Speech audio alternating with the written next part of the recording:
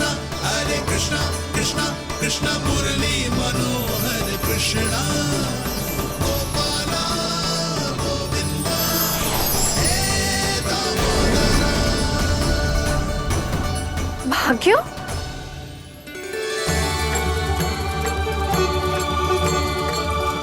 कान्हा, एक तो चोरी की और ऊपर से मूर्ख बना के भाग को। ये ठीक ना है, मुझे यशोदा जीजी को बताना ही होगा, और वो भी इसके घर पहुंचने से पहले।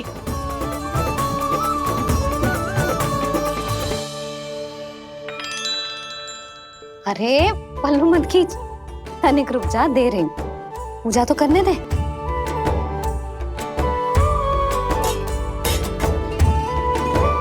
ले, अब जितना मन करे उतना प्रसाद खा।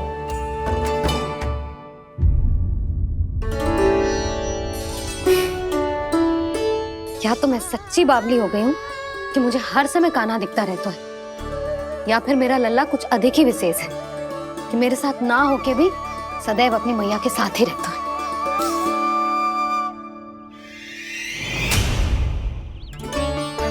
आज तो कैसे प्राण बचे, नारायण ही जानते हैं। मैं तो पाऊ को सिर पर लेके ऐसे सरपट भागो कि पूरे गोकुल में बड़ बोले। इस समय तो बड़ी बड़ी मत हाको, पर असली लाभ तो वानर महाराज ने उठाया है। पूरी की पूरी मटकी अकेले लेके निकल लिए। ये हमारी प्रतीक्षा कर रहा था ताकि हम माखन बांट सके।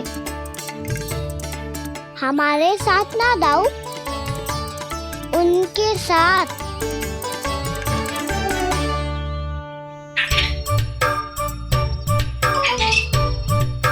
मैं समझ गो कान्हा, एक ना सभी जानवरों की भूख मिट जाए, इसलिए गया था तू सावित्री मौसी के यहाँ माखन चुराने। इससे पहले कि वो हमारे यहाँ पहुँच जाए, हमें घर पहुँचना होगा दाऊ। क्या ही कछु हो जाए, पर देरी ना होनी चाहिए।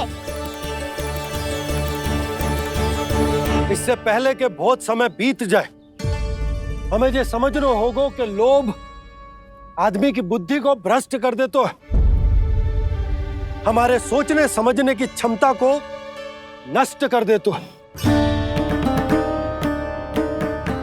बहुत समय पहले की बात, एक साधु था, वो सुनसान घने जंगल में रहकर साधना करता था।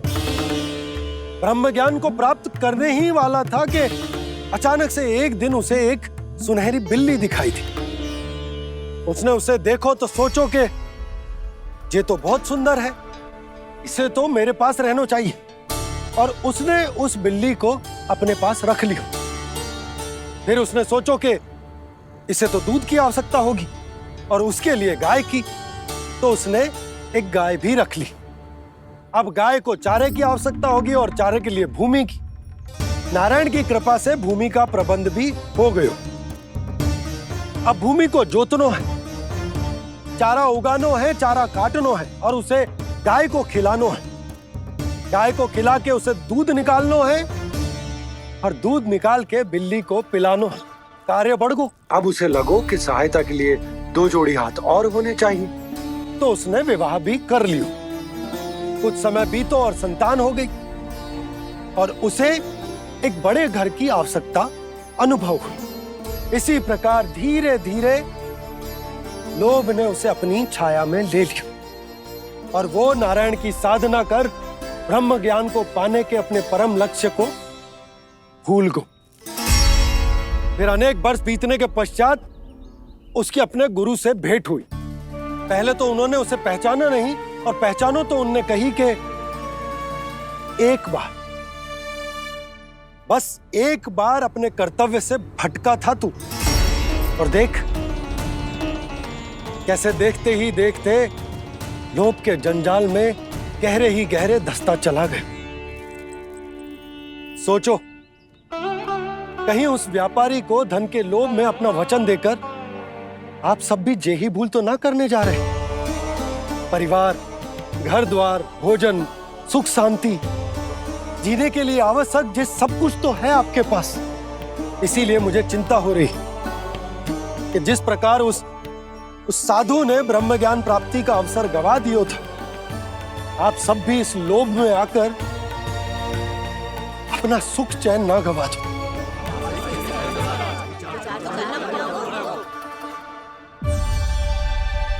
लग तो है बात सबको समझ आ रही है।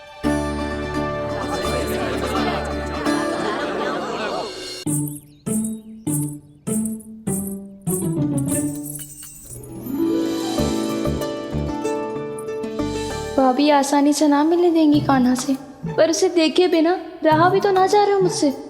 कहाँ है वो? मुझ पे बहुत क्रोध है उन्हें। इतने शीघ्र शांत ना होगा, उन्हें मनाना तो पड़ेगा ताकि मैं नंद भवन में फिर से बिना किसी रोक टोक के आ जा सकूं। पर क्या बोलूं, कैसे मनाऊं उन्हें?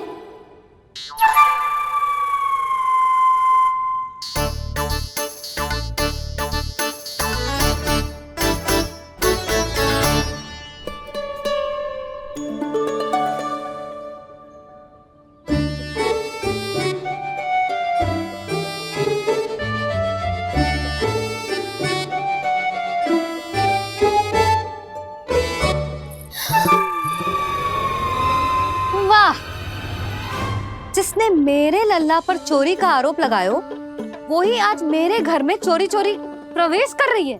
नाना भाभी, ऐसी कोई बात ना है। मैं तो बस ये देखने आई थी कि जसोदा भाभी का क्रोध शांत हुआ कि ना? सुन ले जानकी, मेरा क्रोध उसी दिन शांत होगा जिस दिन तू सारी गोपियों के सामने मेरे कान्हा पर लगाया आरोप वापस लेगी। चोरी करेगा तो आरोप ही लगेगा ना जीजी। फिर से आरोप? सावित्री, तू भी? कल तक मुझे ये थोड़ी पता था जीजी कि आपका कान्हा सच्ची में माखन चोरी में पारंगत है। आशा करता हूँ कि आप सभी को नंदराज का विचार और संदेश सही से समझ आगो होगो।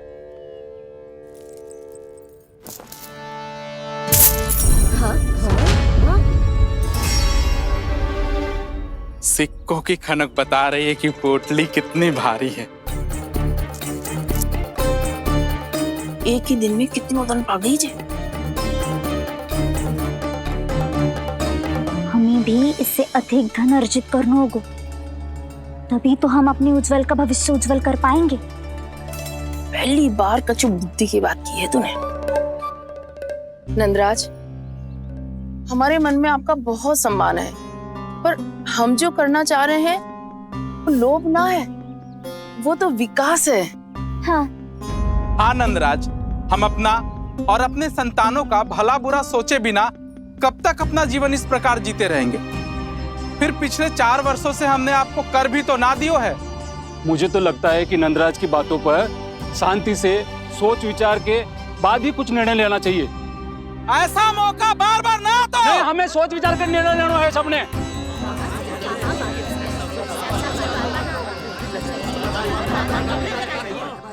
चोरी में पारंगत?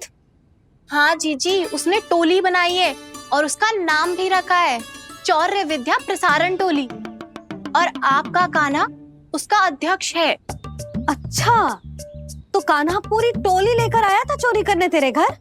और नहीं तो क्या। पर एक बात बताऊं जीजी, मेरे बलदर को देखकर किसी का साहस ना हुआ भीतर जाने का, पर आपका कान्हा इतना साहसी है कि बिना भयभीत हुए इतने भयंकर बैल के निकट चले गए। सच्ची? और तेरे रक्षक बैल ने कुछ ना किया उसे? है ना अचरज की बात। क्रोध के स्थान पर वो तो उसके सामने ऐसे झुको जैसे कि प्रणाम कर रहा है। और जीजी, आपका कान्हा साहसी ही ना, बहुत चतुर भी है। मैंने मटकियां बहुत ऊपर लटकाई थी, पर बताओ कि बिना चौकी के मटकी को नीचे उतारने का उपाय किसने ढूंढा? किसने? आपके चतुर कान्हा ने। उसने अपने सखाओं को पर्वत बनायो और एक पक्के सेनापति की तरह बिना भयभीत हुए उनके ऊपर चढ़ गयो और मटकियां उतारने लगो। और एक ही ना, तीनों की तीनों मटकियां उतार ली। तीनों? हाँ जीजी, और वो इतना दयालु है कि पहले एक मटकी का माखन सब में बांट दियो और फिर बची हुई 2 मटकियों में से एक मटकी अपने सखाओं को दे दी और फिर दूसरी मटकी एक भूखे वानर को दे दी। और फिर जब मैं उसके सामने जाके प्रश्न करने लगी तो उसने मुझे अपने तर्कों के जाल में उलझाया और बड़ी आसानी से सिद्ध कर दिया कि वो तो परोपकार कर रहा था। मैं तो देखती ही रह गई और शब्द तो ऐसे झड़ते हैं मुंह से जैसे कि फूल। रुक जा सावित्री, पहले तू ये निर्णय ले ले कि तू मेरे लल्ला का गुणगान करने आई है कि उसकी निंदा करने। निंदा करने ही आई हूँ जीजी। जानकी सत्य कह रही थी, आपका कान्हा माखन चोर ही है और बलराम के साथ भागा था। बलराम क्यों? वो तो साक्षात गरुड़ देव की पीठ पे बैठ के उड़ के आयो है, तभी तो तुझसे बहुत पहले आके यहाँ बैठ गओ ना। आ देख ले, आजा। देखो कैसे बैठ के सब पहरा दे रहे हैं कि कोई पंछी अनाज ना चुगले, और तुम दोनों व्यर्थ में इन सब पर दोष लगा रही हो। कान्हा के निकट जाने का प्रयास भी मत ही करना। पहले मेरे लल्ला पर आरोप लगाती हो, फिर उससे मिलना भी चाहती हो।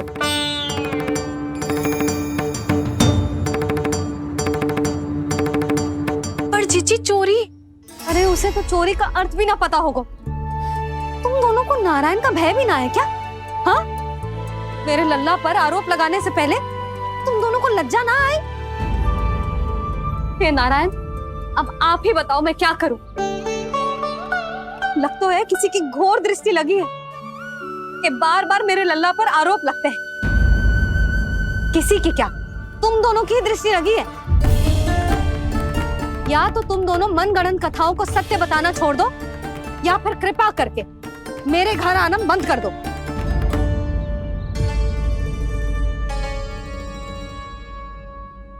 अब दोनों मुंह क्या ताक रही हो? हाँ, जाओ यहां से। और तुम दोनों नंद जी की सभा में क्यों ना गई? हाँ,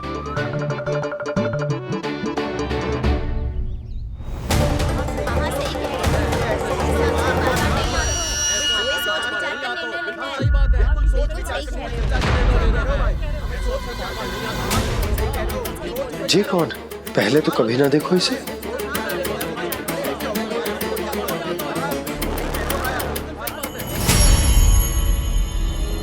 कहाँ को? बस करो।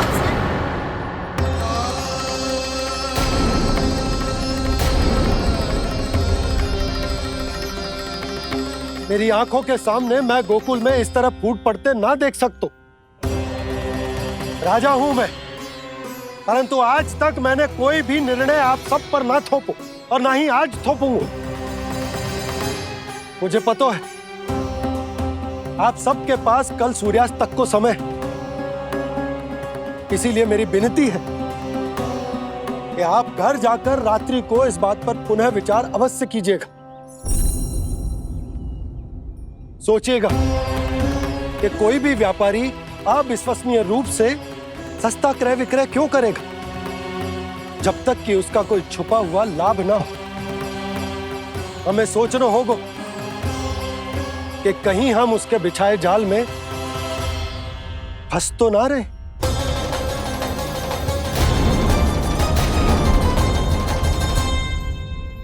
बच गए भैया, जैसे तैसे ही सही, पर समय से पहले पहुंच ही गए हो। सावित्री मौसी कनेक सी बात को इतना बड़ा चढ़ा के बोल रही थी जितना उज्जवल भी ना बोलतो।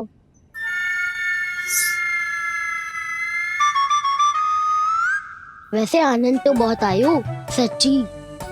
हाँ, बेहतर लगा तो माखन भी तो मिला और परोपकार भी होगा। बता कान्हा, और किसके घर जाना है अब?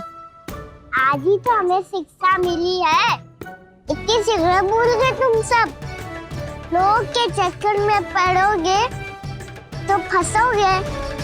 लोग के चक्कर में पड़ोगे तो फंसोगे।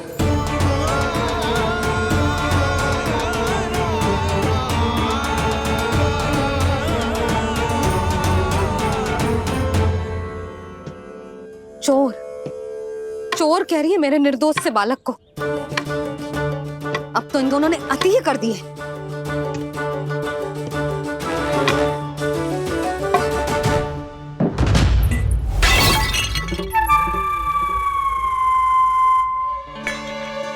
से भी अभी फूटना था। वैसे ही मैं इतनी चिंतित हूँ। कैसे समझाऊं इन गांव वालों को?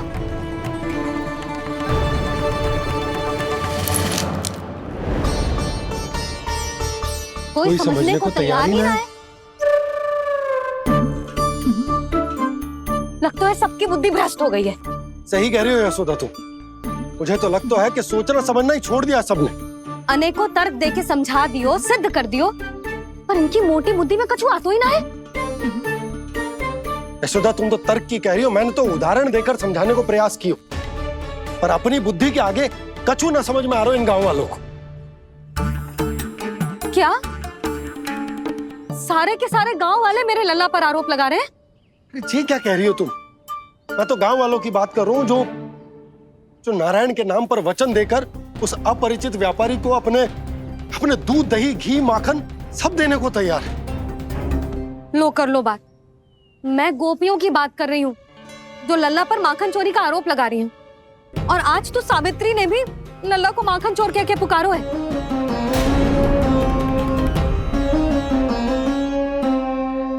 सावधान यशोदा, कहीं बड़ा होकर माखन चोर ना बन जाइए।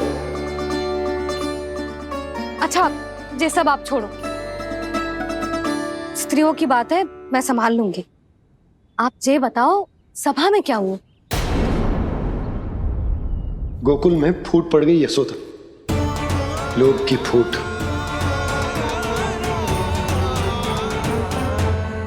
अरे रुको रुको रुको, व्यापारी जी रुकिए रुकिए। नंदराज ने प्रयास तो बहुत किया था व्यापारी जी, पर कुछ व्यक्तियों को छोड़ करके किसी के कान पे जूं तक नहीं रेंगी। इसका अर्थ फूट पड़ चुकी है लोभ की वजह से। बहुत ही शुभ समाचार लाए हो गुप्तचर। अब शीघ्र ही दिखेगा लोभ का चमत्कार।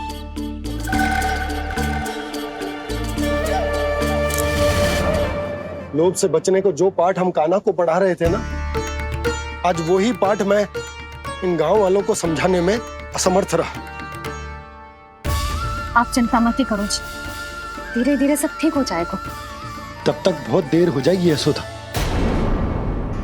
ये गोकुलवासी मेरे अपने, उन्हें अपनी आंखों के सामने मैं भूल करते ना देख सकता। वो सुलक्षणा, वो उस व्यापारी के प्रभाव में आ गए, और शंकरी मौसी और सुमति भी सुलक्षणा के मार्ग पर ही चल रही। कान खोल के सुन ले बहू, आज से घर में दूध पीनो बंद, दही खानो बंद, और माखन तो बिल्कुल न खानो। पर मैया, पर किंतु परंतु कुछ ना सुननो मुझे। सुलक्षणा की जैसे धनवान बननो है कि ना?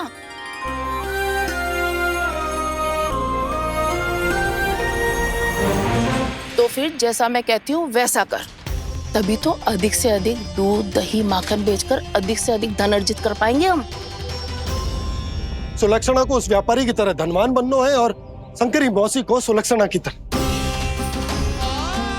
ऐसे तो पूरा गांव ही लोभ में पड़कर कल उस व्यापारी के पास पहुंच जाएगा।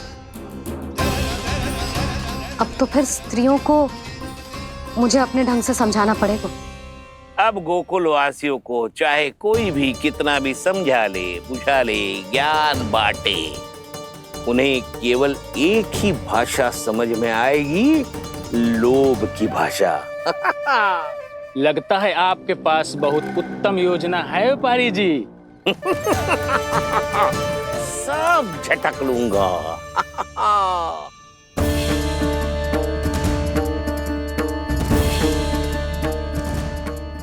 आपको क्या लगता है प्रभु, मैया के समझाने से गोपियां समझेंगी?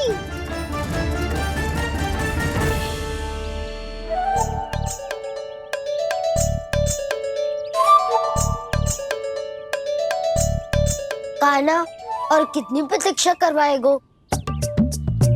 अब बता भी दे, माखन चुराने किसके घर जाना है? इतना आसान ना है निर्णय करना। समय लग तो है, सोच विचार करना पड़ता है, पर ये निर्णय किया कैसे जाए पता है मुझे। लगता है ये निर्णय करना पड़ेगा कि बचना कैसे है।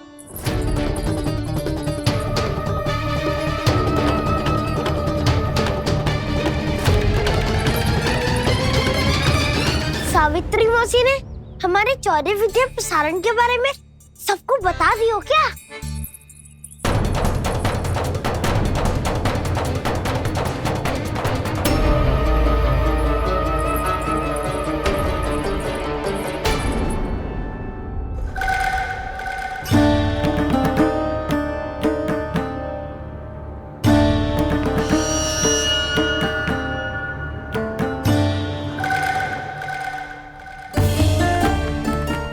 शीघ्र आओ, छोटी माँ बुला रही है।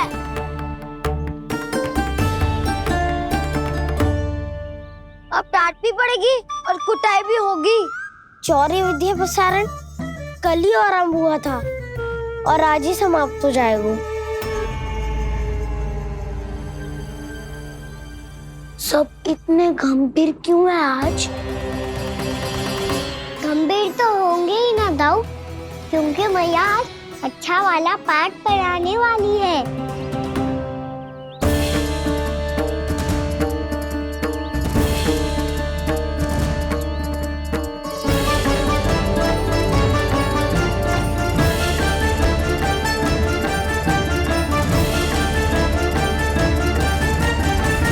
तुम दोनों चलो आओ बैठ जाओ।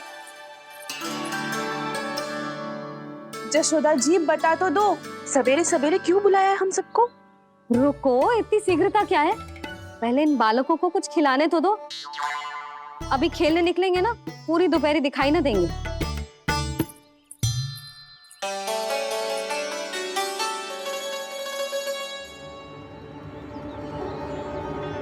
मैया देखो ना, कैसे अपने आभूषणों का दिखावा कर रही है जो सुलोचना।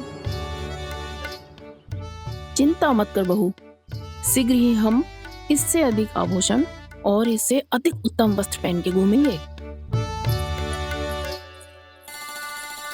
ये देखो तुम दोनों के लिए क्या बनाओ है मैंने।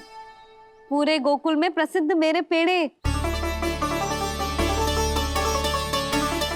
चलो लो। यशोदा, ये तो बहुत सारे हैं। हाँ जशोदा जी, इतने सारे तो मैं भी ना खा पाऊं। क्यों दृष्टि लगा रही हो सुलक्षणा? बढ़ती आयु के बालक हैं, खाने दो इन्हें। तुम सब कछु मत सुनना, जी भर के खाओ। देखा ना?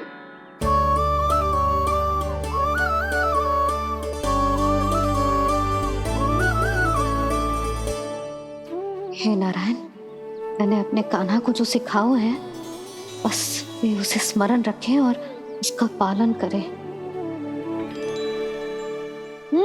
ले और ले ले ले।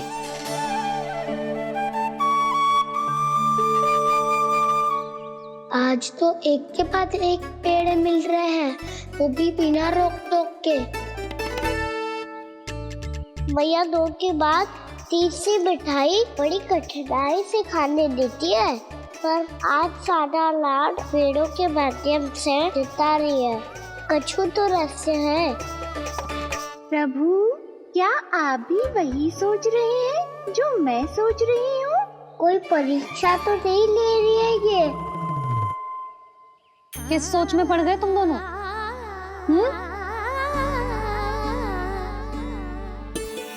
खाओ ना।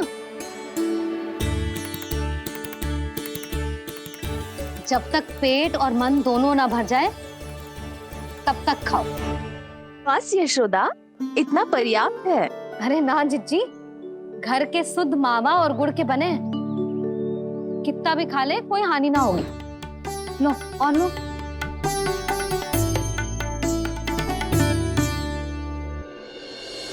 प्रभु, परीक्षा ही है ये तो खाए जा रहा है, कहीं मेरी दी हुई सीख भूल तो ना खाओ, सारा खेल बिगड़ जाएगा। सदैव स्मरण रखियो लल्ला, लोग बहुत भयानक होते हैं, बहुत भयंकर। जे एक बार हमारे मन में प्रवेश करके हमें भीतर से ही जकड़ लेते हैं, इसके कारण हम अधिक से अधिक पाने की इच्छा करने लगते हैं। क्या हुआ कान्हा, रुक क्यों गए?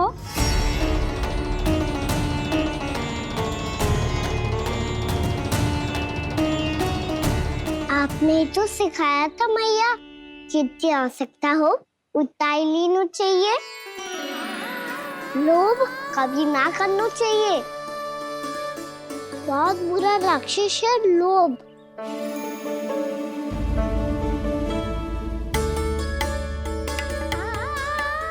बुरा और खाने में कोई बुराई ना है कान्हा, ले ले। ना मैया, लो मैं अधिक खाऊंगा तो फिर पेट पकड़ के बैठना पड़ेगा।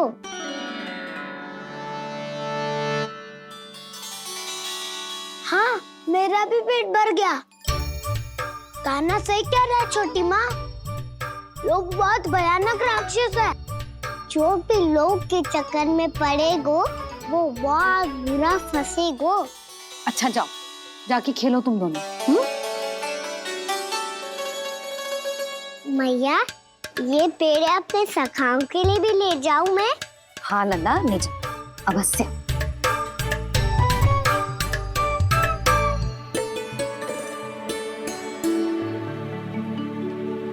देखो, जो बात इन नन्हे से बालकों को भी समझ में आ रही है, वो तुम सबकी समझ क्यों ना आ रही?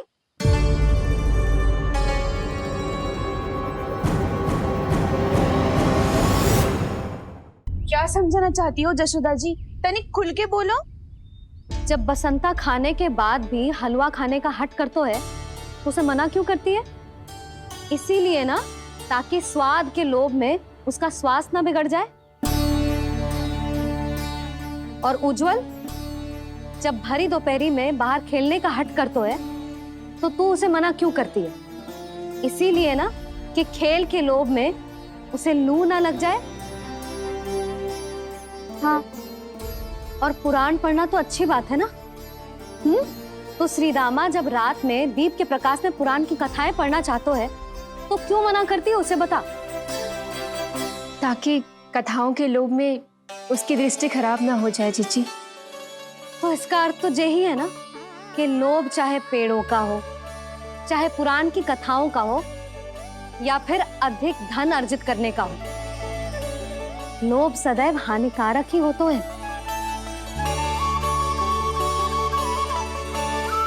जे बात तुम ही सब ना समझोगी तो अपने बालकों को कैसे समझाओगी? बोलो। हम सबकी मैया यहाँ क्यों आई है? डांट पड़ी क्या? चौरी विद्या प्रसारण टोली के बारे में सबको पता चल गो क्या? चिंता के चने चबाना छोड़ो और ये पेड़े खाओ। भीतर और भी गंभीर समस्या पे चर्चा चल रही है। कैसी समस्या? लोग की भयानक राक्षस की समस्या। व्यापारी जी, नंद जी ने कल सभा बुलाई थी और आज रानी यशोदा जी ने सारी स्त्रियों को अपने घर पे बुलाया है, तो आपको नहीं लगता कि हमें कुछ करना चाहिए? करना तो चाहिए गुप्तचर। सबसे पहले हमें हाट जाकर गोकुल वासियों की प्रतीक्षा करनी चाहिए। सूर्यास्त से पहले वो सारे मूर्ख वहां आने वाले हैं, मेरे सामने नारायण के नाम का प्रण लेने। उन्हें चाहे कोई भी कितना भी समझा ले बुझा ले, उससे कोई अंतर नहीं पड़ेगा गुप्तचर। हमारा वास्तविक धन क्या है? दूध, घी, दही, माखन, यही ना? हाँ, तो श्री नारायण की कृपा से तो हमारे पास इसकी कोई कमी ही ना है। तो हम सब तो पहले से ही धनवान हुए ना। तो फिर जे गौधन अपने परिवार और संतान में बांटने के बाद जो भी बचतो है वो तो हाट पे बिखी जातो है ना। तो फिर मथुरा के किसी अपरिचित व्यापारी के साथ माथा फोड़ने की क्या आवश्यकता है? जशोदा जी, हम आपकी और नंदराज की चिंता समझते, पर इसकी कोई आवश्यकता ना है। कुछ उल्टा सीधा नहीं करेंगे हम। विश्वास रखो यशोदा, हम जो कुछ करेंगे समझदारी से करेंगे। लोभ में आके कोई निर्णय नहीं लेंगे हम लोग, है ना? हाँ। अच्छा, अब चलती हूँ। बुलावे की सूचना पाके सब कार्य ऐसे ही छोड़कर आ गई थी।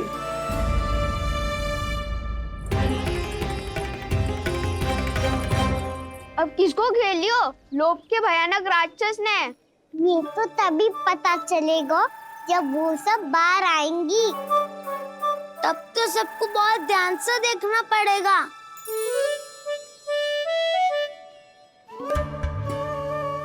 देखना तो पड़ेगा दाऊ, तभी तो पता चलेगा माखन चुराने किसके यहाँ जाना है। नाना,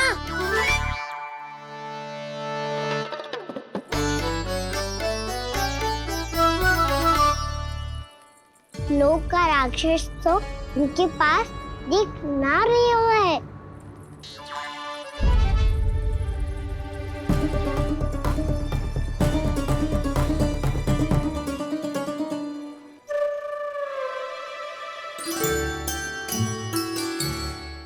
नारायण का बहुत बहुत धन्यवाद।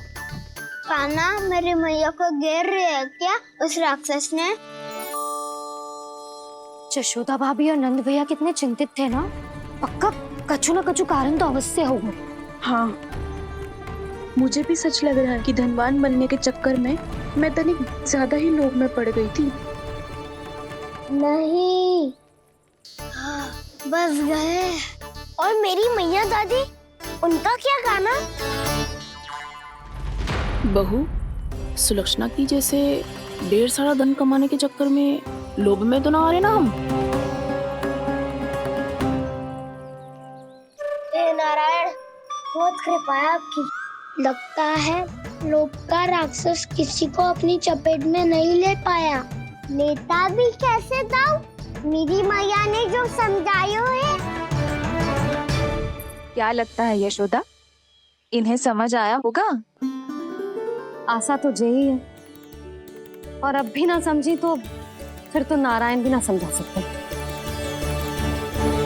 वायरी में हम सब मिलेंगे दोपहर में। तो क्या तू तब निश्चित करेगो कि आज किसके यहाँ जाना है माखन? आज कोई माखन चोरी नहीं होगी। क्षमा करना राव, भैया के का समझाने के बाद भी जिसके समझ में कछु ना आई हुई थी उसके घर चोरी तो करनी पड़ेगी आज।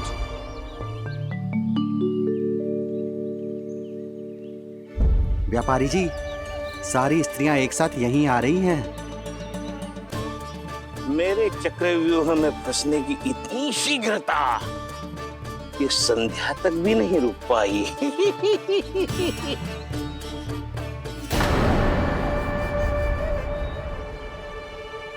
पर ये आपके तरफ ध्यान क्यों नहीं दे रही हैं? लगता है गोकुल की रानी ने इनको पाठ पढ़ा ही दिया। अब आपको ही कुछ करना होगा व्यापारी जी। करूंगा, अपनी चाल सबसे अंत में चलूंगा, किंतु अभी उनके लिए एक घोषणा ही पर्याप्त होगी। तुमने सबको सूचित तो कर दिया है ना कि सबको अग्रिम धनराशि मिलेगी, वो भी दूध, दही, माखन, घी बेचने के बाद नहीं, वो पहले ही मिला करेगी। वो भी केवल एक दिन की नहीं, पूरे सप्ताह की। मैं बिल्कुल सही कह रही थी। यशोदा जी और नंदराज व्यर्थ ही चिंता कर रहे थे। यदि इन व्यापारी जी के मन में कोई मैल होता तुझे अग्रिम धनराशि थोड़ी ना देते। बात तो तुम सही कह रही हो सुलक्षणा।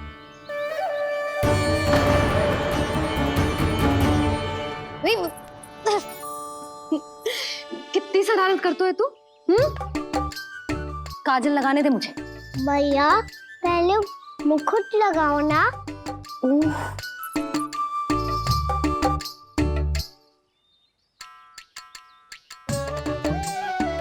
और मेरी मुंडी?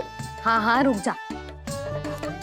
ले बस, होगा प्रसन्न? भैया, मैं ना चाहता मैं ऐसे फिर से भूल जाऊं। नहीं तो कड़ी धूप में इसे लेने वापस लौटना पड़ता है। चल अब बैठ जा। अब मुझे काजल लगाने दे लल्ला। भैया इतना सारा काजल मत लगाओ, छोटा सा बालक लगता हूँ मैं। आहा, नखरे तो देखो, इतना सज धज के तो तेरे बाबा भी ना जाते बाहर, दृष्टि लग जाएगी लल्ला। चुप करो। उनको तो आ सकता ही ना है मैया, वो तो गोकुल के राजा है। वैसे भी मुझे भी कम मत समझो, मैं भी राजा हूँ अपनी टोली का। कौन सी टोली? अपनी। ये क्या कर रहे हैं प्रभु? बता, कौन सी टोली? बालकों की टोली मैया, मारी खीर वाली टोली का।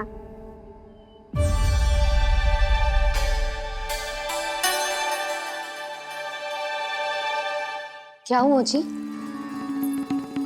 देखो जी, आप इतनी चिंता मत ही करो। आप गोकुल के राजा हो और जे बालकों की टोली का राजा है, तो मैं भी जसोदा हूँ, मैं कोई कम थोड़े ना हूँ। मैं भी गोकुल की स्त्रियों की रानी हूँ। मैंने सबको समझाओ है, सब समझ गई हैं। उपनंद भैया से बात करके आ रहा हूँ अभी। पता चलो है कि उस व्यापारी ने अग्रिम राशि का लोभ दिया है सबको। मुझे ना लगता तुम्हारे समझाने का कोई लाभ हो। अभी तो ये सब समझ के गई, बोल के भी गई कि अब उस व्यापारी के फेर में ना फंसेंगी। इतनी शीघ्र पलट गई। इन सब में अपनी बुद्धि ना है क्या? जब कोई विकार मन में बस जाता है ना यशोदा, तो सूझबूझ सब समाप्त हो जाती। तो मुझे ही कच्चू करना पड़ेगा। मैया मैं जाऊं? हाँ तू जा।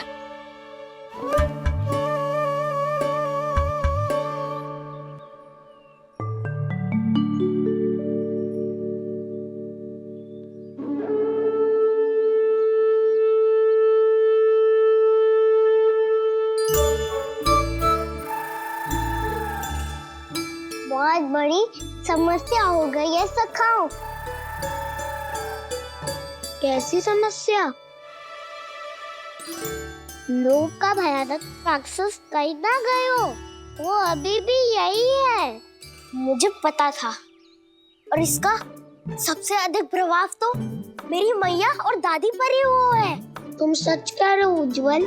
हाँ। अरे कछु ना बलदाऊ, जे बड़ बोला तो ऐसे ही बात करते रहेगा, बड़ा चढ़ा के। बड़ा चढ़ा के नहीं बोल रहा हूँ मैं। आज से घर पे दूध दही माखन घी सिर्फ एक बार ही मिलेगा। पर क्यों? ताकि अधिक से अधिक दूध दही माखन घी बचाकर उस व्यापारी को 2 गुना मूल्य पे बेचा जाए। इतने से तो काम ना चलेगा। उस सुलक्षणा से, और मैं तो कहूँ सुलक्षणा से ही क्यों, पूरे गोकुल में सबसे अधिक धनवान बनना है तो और माखन जमा करना पड़ेगा। हाँ हाँ मैया, लाओ मैं इसे ऊपर रख देती हूँ। चोरी चुपके से खा तो ना जाएगी ना? तेरी घबराहट बता रही है कि घर से निकलने से पहले तूने थोड़ो माखन तो खाया है। सच्ची बोल। ना ना मैया, मैं क्यों माखन खाऊंगी? मैं भी तेरी मैया हूँ लाली, माप के रखो तो मैंने।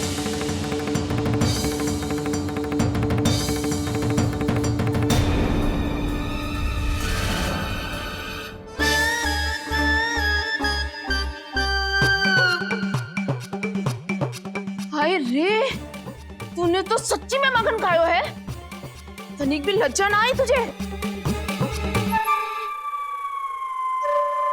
असत्य बोलने से पाप लगता है मैया, और जितनी बार आप माखन नाप रही है उतनी बार डंडी पे लगा माखन आप स्वयं चाट रही है, और दोष मुझ पे दे रही है। वो तो बस मैं इसलिए चाट रही थी कहीं व्यर्थ ना जाए। और तेरी जीभ है कि तीखी मिर्ची।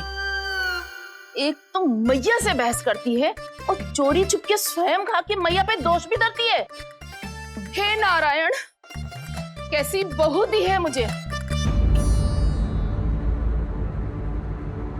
जा दूर हो जा मेरे कक्ष से, और माखन के तो आसपास भी दिखने की आवश्यकता ना है।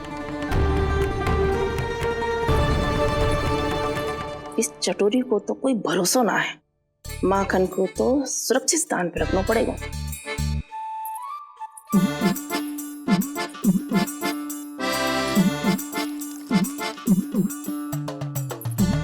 यदि बहू ने अब मटकी उतारने को प्रयास किया तो अचानक पानी गिर जाएगा और घबरा के वो चिल्लाएगी और मुझे पता पड़ जाएगा। मैया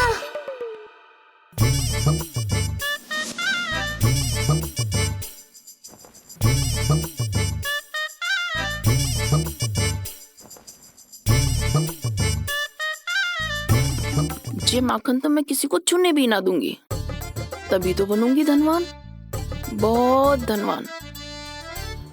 मैया माखन बेचने कहीं अकेली ना निकल जाए। जे तो पता भी ना चलने देगी कि कितना धन मिलो है। इन्हें अकेली धनवान ना बनने दूंगी मैं भी बनूंगी धनवान, बहुत धनवान। पहले तो जब चाहे तब भरपूर माखन खा सकता था, पर अब दोनों तो ऐसे संभाल के रखती हैं कि जैसे माखन की मटकी ना स्वप्न का कलश हो। मेरे यहाँ भी ऐसा ही हो रहा है। नारायण का बहुत बहुत धन्यवाद। नंजी और जशोदा जी की बातों में आने से पहले ही सत्य का पता चल गया।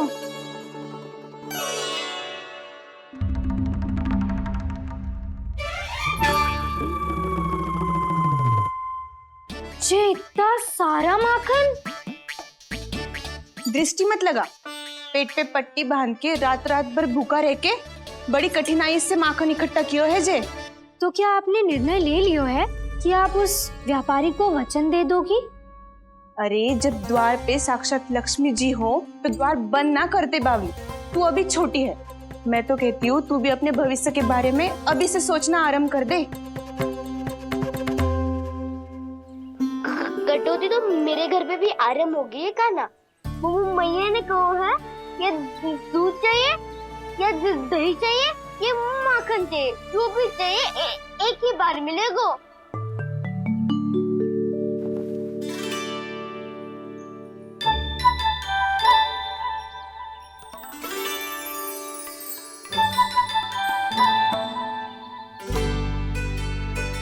तब हमारी टोली को ही कुछ करना पड़ेगा। तुम सबको तुम्हारा अधिकार मिले, ये हमारा कर्तव्य है।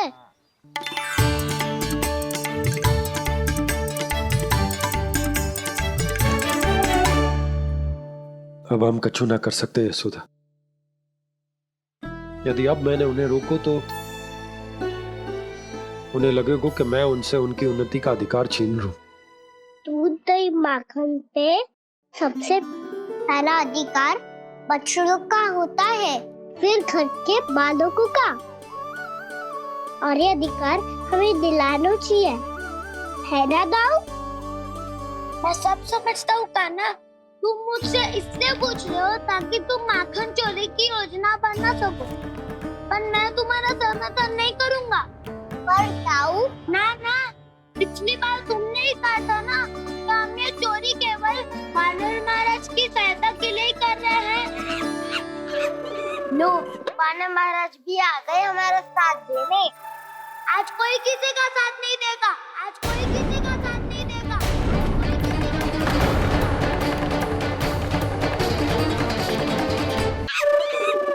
लो, वानर महाराज भी आ गए हमारा साथ देने। आज कोई किसी का साथ नहीं देगा।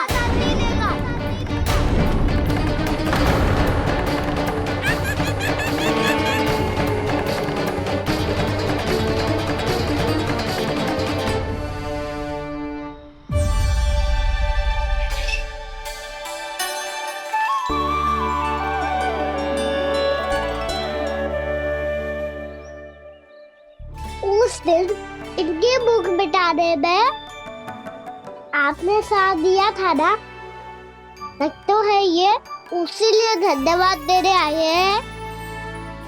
इस कर्तव्य को अपना उपहार समझ लेना जाओ। तब तो वानर महाराज को धन्यवाद और ये उपहार तुम्हें देना चाहिए कान्हा। और हाँ, इससे मेरा निर्णय नहीं बदलेगा।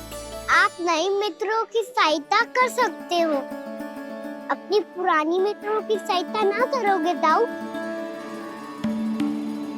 तुम सत्यवादी हो, सत्य कहो मधुमंगल, क्या करना चाहिए? अनैतिक कारण से चोरी करना अधर्म है, पर बात किसी के अधिकार की हो तो चुप रहना भी उचित ना है। ठीक है, मैं तुम सबके साथ हूँ।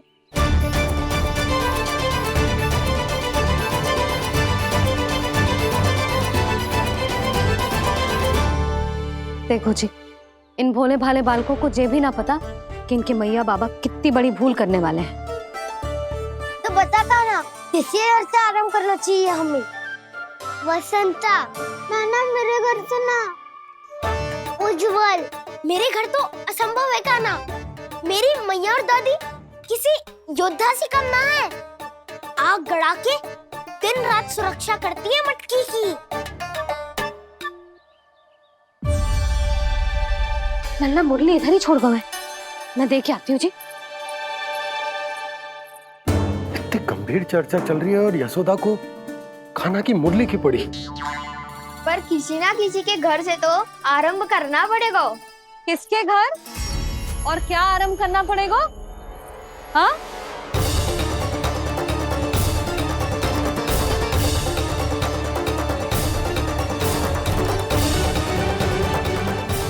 बोल मधुमंगल।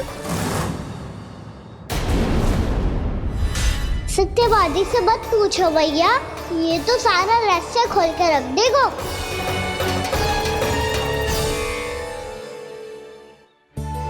भैया ये देखो कंठ, नंदन बोला जाने कहाँ से ले आए इसे। अच्छा, तो तुम सब घर घर जाके जे पता लगाना चाह रहे थे कि जे किसका है ना?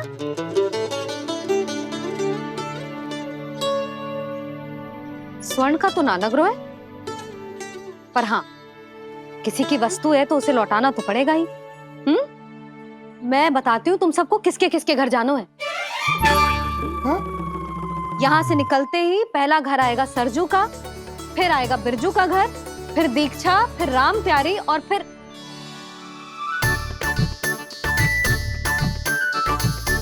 अब इतने सारे नाम तुम लोग कैसे स्मरण रखोगे? रुको, मैं सूची बना के देती हूँ। रुको। हाँ, सूची।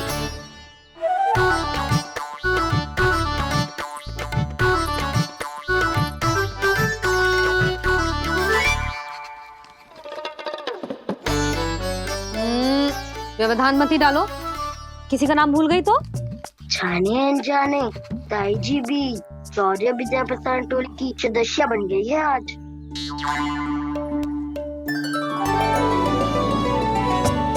तुम सब मुस्कुरा क्यों रहे हो?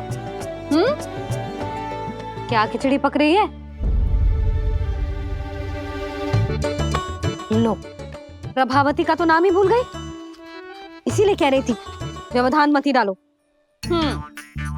ले, अब तुम सब इसकी सहायता से एक एक करके सबके घर जा सकते हो। आप तो अच्छी हो मैया,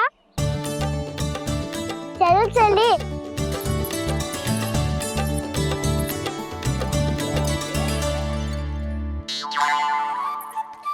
अरे, अब आप कहाँ चलिए?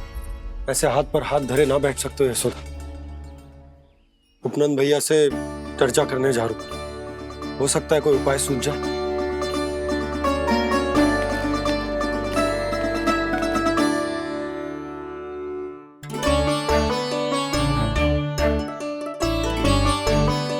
खाना बताना, सबसे पहले किसका घर लिखो है?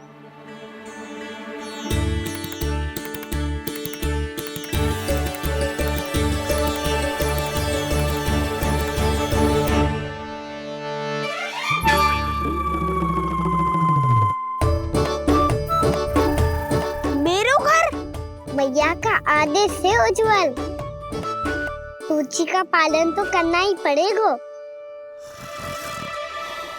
शीघ्र ही सुलक्षणा की तरह बहुत सारे आभूषण पहनकर घूमूंगी मैं भी।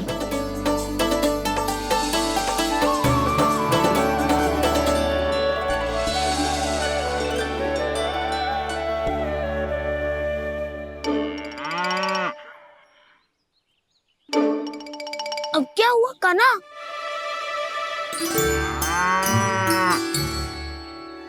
जिनकी आवश्यकता हमसे अधिक है, उन्हें अपना अधिकार भी हमसे पहले मिलना चाहिए।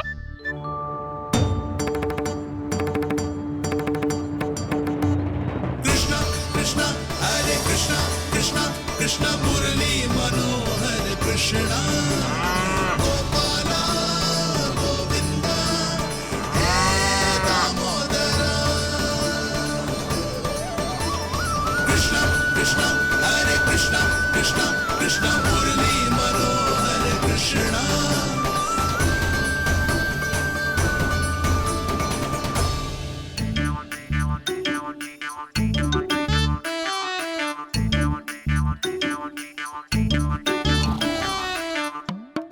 अब क्या करे?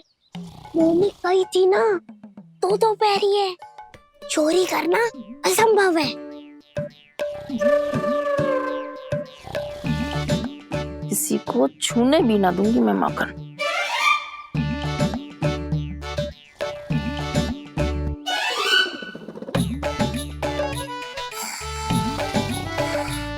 अरे दादी नींद में बड़बड़ा रही हैं। पर समस्या ये है कि सारा का सारा दूध दही माखन उनके कक्ष में है। तो फिर सबसे पहले हमें कक्ष में प्रवेश का मार्ग खोजना चाहिए। मैं वही उपाय अपनाऊंगा जो मैं मैया के साथ अपनाता हूँ। इससे पहले कि कोई पूछ जाए, जो भी तुम्हारा उपाय है वो करो।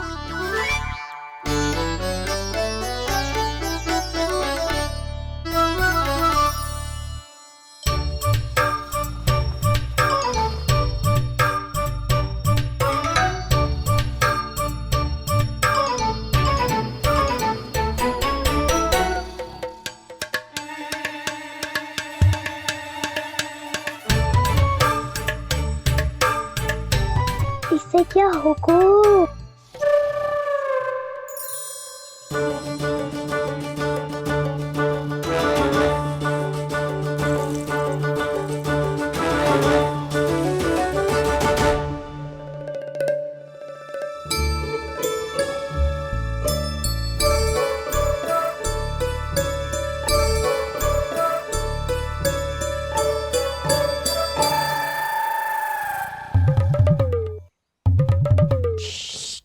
आओ।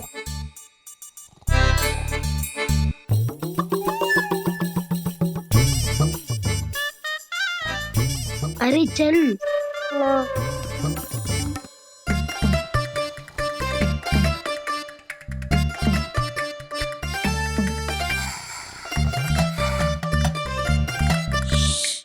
चलो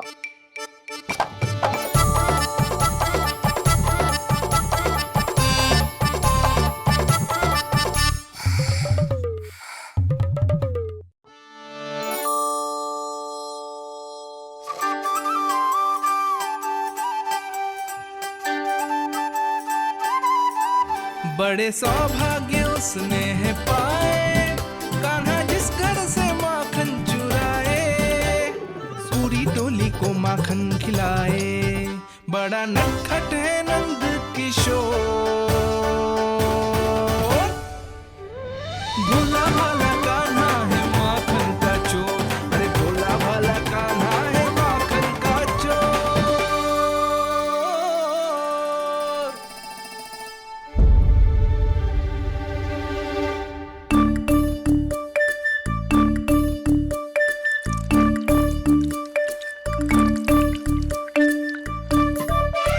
कान्हा तुझे पीना भी ना तो देख ऐसे पीते हैं।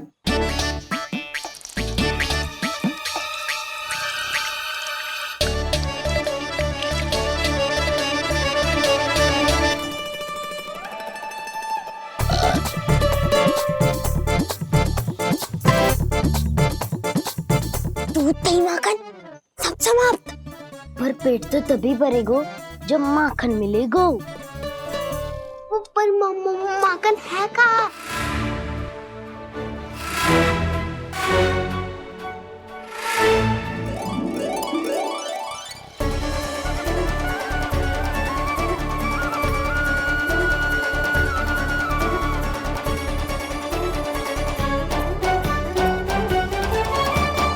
दूध दही खा के जो बल आयु है ना, उसका प्रयोग करते हैं और पर्वत बनाते हैं।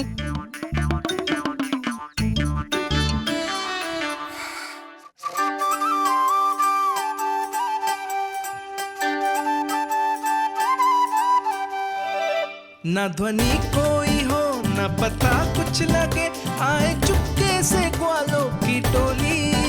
चाहे कितना बचाओ छिपाओ कहीं, सारा मक्खन ये कर जाए खाली।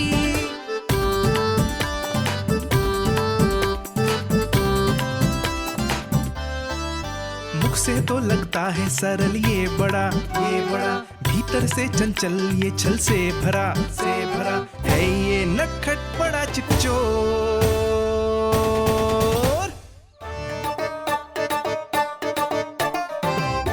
कोई हाथ भी मत लगाइयो मेरे माखन को। बहुत सारा धन अर्जित करूंगी मैं, बहुत सारा।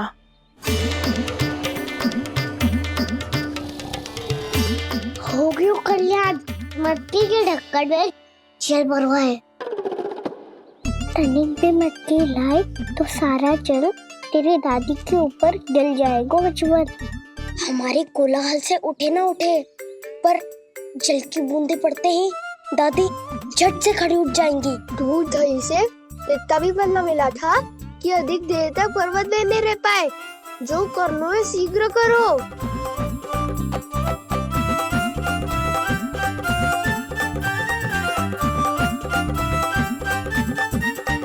वसंता पूजा करते कमल का फूल लिया। उज्ज्वल की दादी प्रतिदिन चढ़ाती है लक्ष्मी नारायण को। नाना मैना आएगो तो पकड़े जाएंगे। फिर क्या दशा होगी हमारी? कान्हा, तुझे कैसे पता कि मेरी दादी प्रतिदिन कमल का फूल चढ़ाती है? फिर से फंस गो। ये तो ना बोल सकतो, मैं ही नारायण हूँ, मुझे ही चढ़ाती है ना वो। मैं नहीं बताया। आरती करो और पर्वत संभालो। दादी उठ गई तो बहुत बड़ी समस्या हो जाएगी।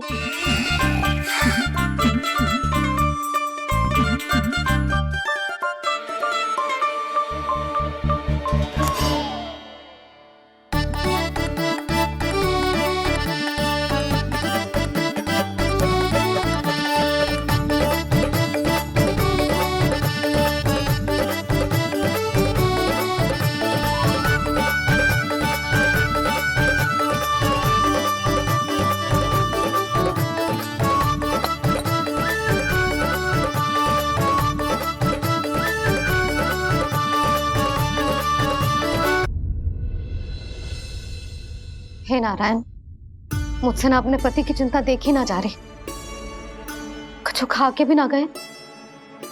अब आप ही संभालो अपने गोकुल वासियों को। हाँ, नहीं तो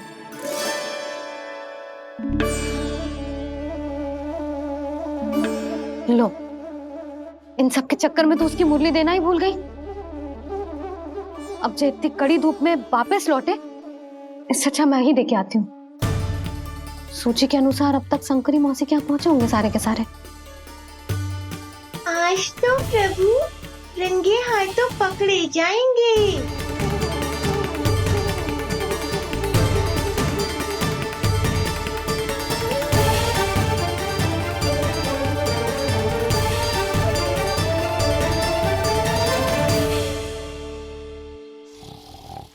9 मटकी तो उठ ही ना रही है। अधिक देर तक ये पर्वत ना सक पाएगो। यहाँ से माखन निकाल के दे दूंगी। स्वयं हाथों से अपने ये बांटे, पूरी टोली को माखन खिलाए। बड़ा नटखट है नंद किशोर। उसे मटकी उतारने का प्रयास करो कान्हा। अब तक तो हल्की भी होगी नापी तो बहुत भारी है दाऊ। तो मैं कुछ सहायता कर दूं? दादी बोली होगी सपने में। अपनी मैया का स्वर भी ना पहचाने दुष्ट।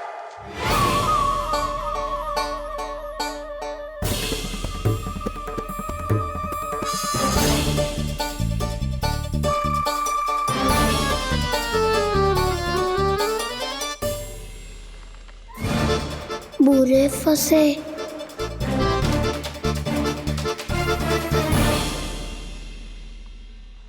देख क्या रही हो चाची?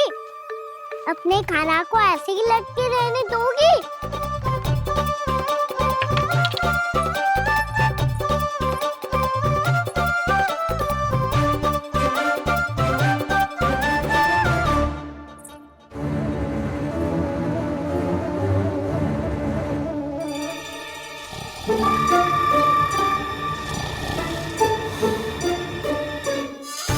अरे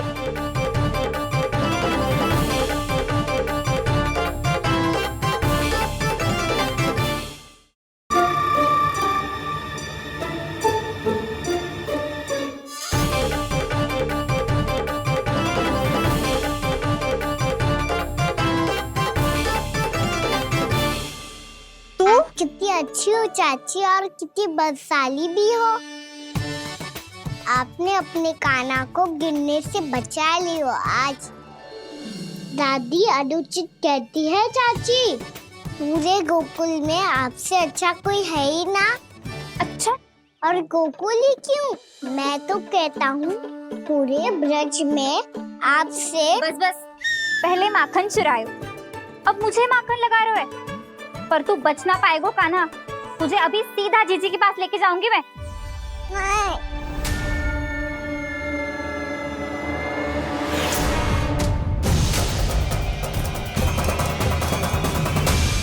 चाची, आप जानकी और सावित्री मौसी जैसे मुझ पर आरोप लगा रही हो। रोज छोड़ के एक बार मेरी ओर देखो तो सही। बताओ, मैं इतना भोला भला चोरी कर सकता हूँ क्या?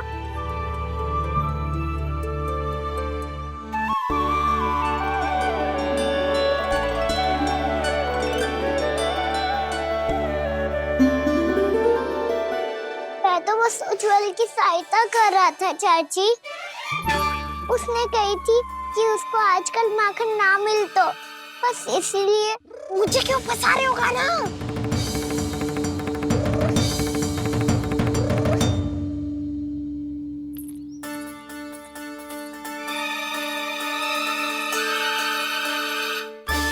फंसेंगे तो वो देखो।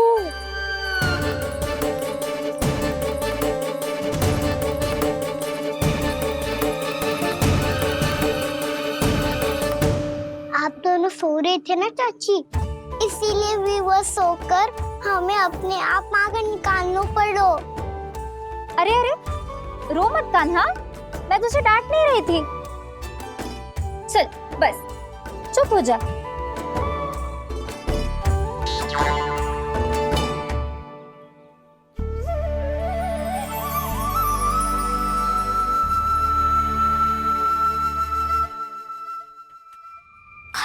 कान्हा शीघ्रता कर, छोटी में आ रही है। वो माखन का पात्र जो सदैव आप मेरे लिए छुपा के रखती हो, वो मुझे नहीं दोगे चाची? माखन के उस पात्र के बारे में इसे कैसे पता चला? ना दोगी तो मैं जा रहा हूँ मैं। अच्छा रुको, मैं अभी लाती हूँ।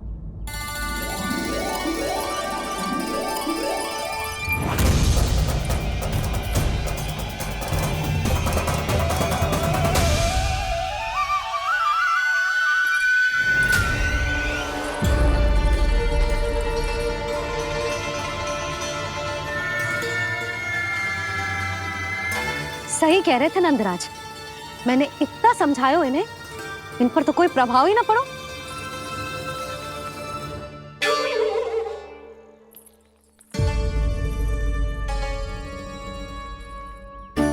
प्रभावती भी लगता तो इन सब ने ना निर्णय ले लियो है।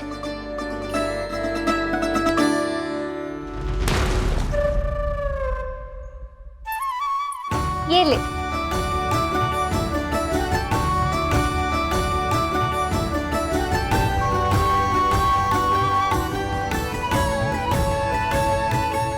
अब मैं जाऊं?